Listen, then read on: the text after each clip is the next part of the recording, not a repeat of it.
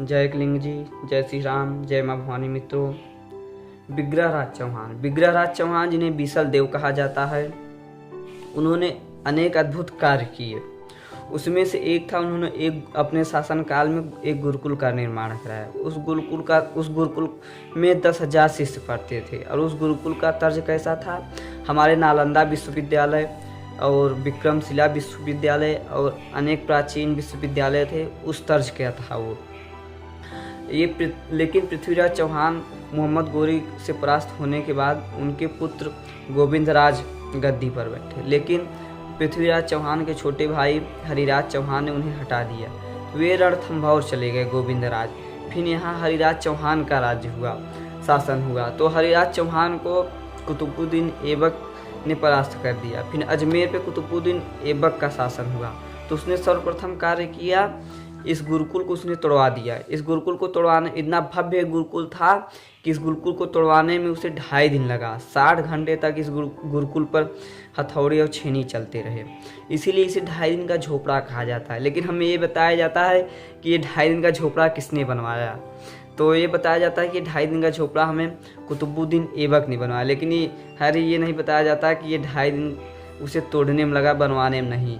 ये बाकी सब बना था, बस उसे मस्जिद का प्रारूप देना था। तो ये भारत की दूसरी मस्जिद बनी और राजस्थान की पहली मस्जिद इसी गुरुकुल में विग्रहराज चौहान ने जो गुरुकुल बनवाया था उसमें। ऐसी हम बात की अपने काशी विश्वनाथ की, जो कि यह धर्मियों ने बहुत से हमारे मंदिर, बहुत से ऐसे दिव्य इमारतों को तोड़कर अपनी इबादत खाना, मजार और मस्जिद बनवाया एक अधर्मी ने। तो हम बात करें अपने काशी विश्वनाथ वाराणसी की। ये जो अब बनी है विश्वनाथ की मंदिर, ये हमारी प्राचीन मंदिर नहीं है, बल्कि जो ज्ञानवापी मस्जिद है वो हमारी प्राचीन मंदिर है काशी विश्वनाथ का। वो हमारा गर्भगृह है। उसका सबूत वो नंदी है, जो कि ये मंदिर की तरफ इसका मुख नहीं है, बल्कि वो मस्जिद की तरफ मुख है। वो आज भी इंतजार कर रहा है अपनी महादेव की, कब कौन ऐसा शासन आएगा, कौन ऐसा सनातनी आएगा जो कि हमारी महादेव को अब उनके गर्भगृह में बनवाएगा, उनको स्थान देगा, उनकी स्थापना करेगा। तो हम बात करते हैं इस पे कुतुबुद्दीन ऐबक ने भी आक्रमण किया था। तो इस युद्ध में वो जो विश्वनाथ का शिखर था वो टूट गया था, आक्रमण में टूट गया था। तो फिर जो अनेक शासक आए, तो फिर इसका पुनर्निर्माण किए, इसका शिखर बनवाए। तो हम बात करते हैं इसका समूल विनाश इसका औरंगजेब ने किया।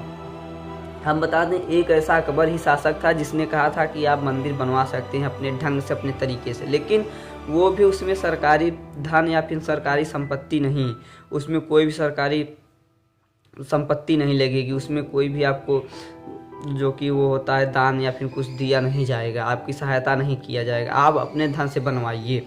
ये केवल अकबर ने किया था। ये बात जहांगीर तक चली। लेकिन उसके बाद जब शाहजहां का आया शासन, तो उसने मंदिर तोड़वाया। शाहजहां ने भी काशी विश्वनाथ पर मंदिर तोड़ने का आदेश दिया था, लेकिन यहाँ हिंदुओं का प्रबल विरोध इसे झेलना पड़ा। लेकिन तब पे भी ये वाराणसी में 76 मंदिरों को तोड़ा, लेकिन उस समय काशी विश्वनाथ बच गए थे। तो औरंगजेब ने इसे संपूर्ण 1669 में, वो भी सावन महीने में। सावन महीने में क्यों? सावन महीने में इसलिए उसने आदेश दिया था कि वो जानता था कि यहाँ लाखों हिंदू आएंगे, जो कि श्रद्धालु आएंगे यहाँ पे दर्शन करने के लिए अपने।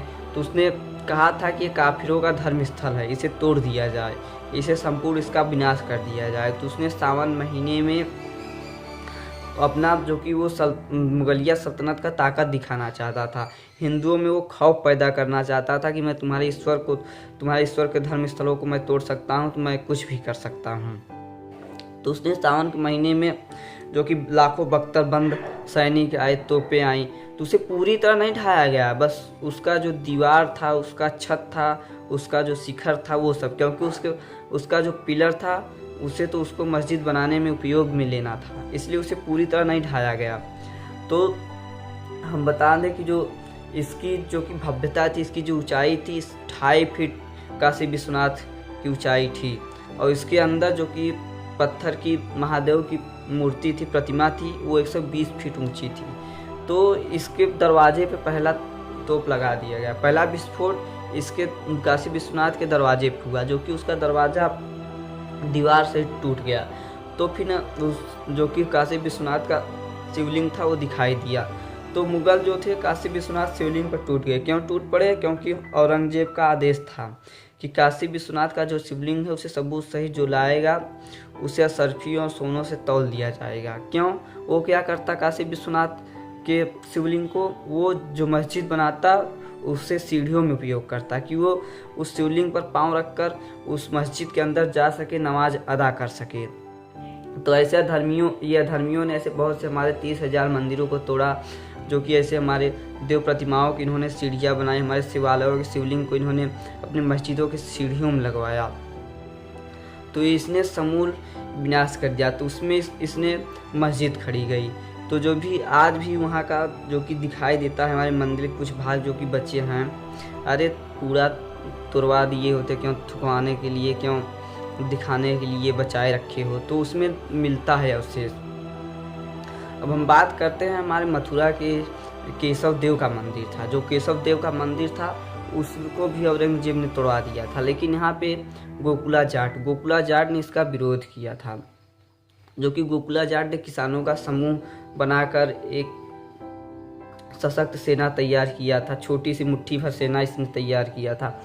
तो इस जब मंदिर ये तोड़ने आए तो मुगलों का और गोकुला जाट का तिलपत में युद्ध हुआ। इस युद्ध में कहाँ गोकुला जाट की चलने वाले थे मुट्ठी भर, कहाँ वो लाखों बख्तरबंद सैनिक तोपों के आगे कहाँ टिकने वाला गोकुला जाट। तो इसे गिरफ्तार कर लिया गया। तो आगरा में हजारों किसानों के साथ जो कि गोकुला जाट को काट दिया गया। इधर गोकुला जाट का गर्दन कटा, उधर केशव देव का मंदिर बना। और बताते हैं केशव देव का इतना भव्य, इतना बड़ा मंदिर था, इतना ऊंचा था कि जो कि आगरा से उसकी चोटी, उसका शिखर दिखाई देता था। तो तोड़ दिया गया। यही गोकुला जाट के वंश हुए राजा राम, जिन्होंने अकबर की कब्र से उसकी अस्थियां निकालकर जला दिया था। इन्होंने क्यों जला? क्योंकि इस्लाम में अस्थियां जलाई नहीं जाती, लेकिन राजा राम को भी मरवा दिया गया। तो इन्हीं के वंशज हुए भरतपुर के महाराजा सूरजमल। इन पे भी आगे वीडियो बनाई जाएगी, आप ऐसे ही हमारे चैनल से जुड़े रहिए।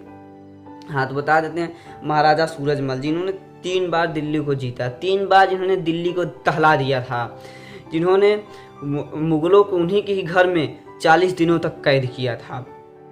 इन्होंने ताजमहल में अपने घोड़ों के लिए अस्तबल बनवा दिए थे, जो कि ताजमहल में जो कब्रें थे उसमें इन्होंने भूसा भरवा दिए थे।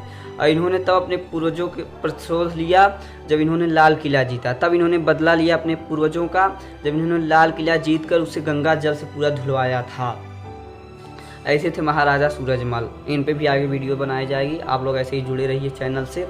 हाँ, तो अब हम बात करते हैं जो कि मथुरा की। तो ये तो मदन मोहन मालवीय जी का भला हो, जो कि उन्होंने ये 40 साल पहले मंदिर बनवा दी थी। वो भी यहाँ जो कि कसाई यहाँ पे मीट काटते थे, मीट तोलते थे इस जगह पर।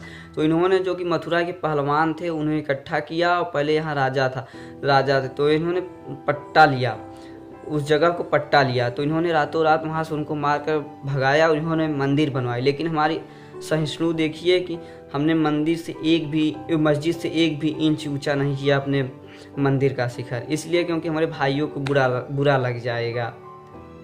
अब हम बात करते हैं जो कि ये मंदिर तोड़ने के लिए हमारे जो कि उस मुगल को हमारे हिंदू भाई, हमारे राजपूत भाई संरक्षक दे रहे थे। जो कि केशव देव मंदिर तोड़ने के लिए हमारे हिंदू ही भाई संरक्षक मुगलों को दे रहे थे।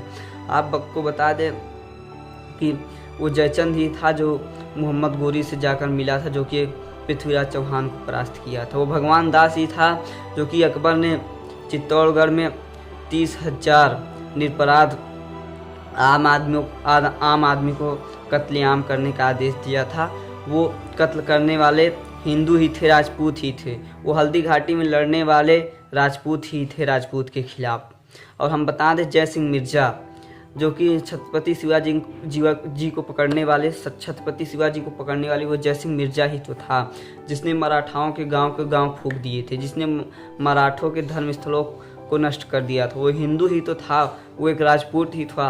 तो इसलिए हम बता दें हम अपनों से हारे हैं, बाकी उन अधर्मियों को कहाँ इतना था कि जो हमें हरा लेते, हमें तो अपनों ने हराया है। तो हम बात करते हैं जो कि विग्रहराज चौहान की। विग्रहराज चौहान ये अरोड़ोराज चौहान के पुत्र थे, जिनकी हत्या उनके पुत्र जगदेव ने कर दिया था। फिर इन्होंने जो कि जगदेव 3 साल तक शासन किया, फिर उन्होंने जगदेव को परास्त करके अपना साम्राज्य स्थापित किया, अपना राज्य स्थापित किया।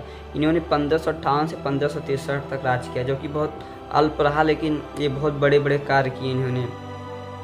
तो हम बता देते हैं कि इन्होंने जो कि अपने पिता का प्रतिशोध लिया कुमारपाल को पराजित करके, जो कि इन्होंने गुजरात सहित उत्तर भारत में अपने विजय का पताका लहरा दिया था। उस समय जो कि चौहानों का वर्चस्व चरमोत्कर्ष पे था, जो तभी इसीलिए इनके शासनकाल को चौहानों का स्वर्णिम काल कहा गया है।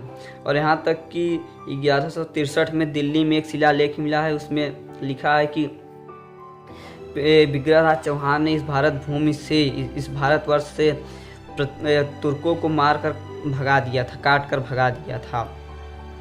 हाँ, और एक गजनी से एक शासक आया था मीर खुसरो शाह, जो कि उसको भी इन्होंने मौत के घाट उतार दिया था। और ये कवि थे, ये किस कोटि के कवि थे? ये अंग्रेजी इतिहासकार था किलहॉन्ड, उसने बताया ये कालिदास और भवभूति के कोटि के कवि थे। कालिदास जो कि सम्राट विक्रमादित्य के दरबारी कवि थे।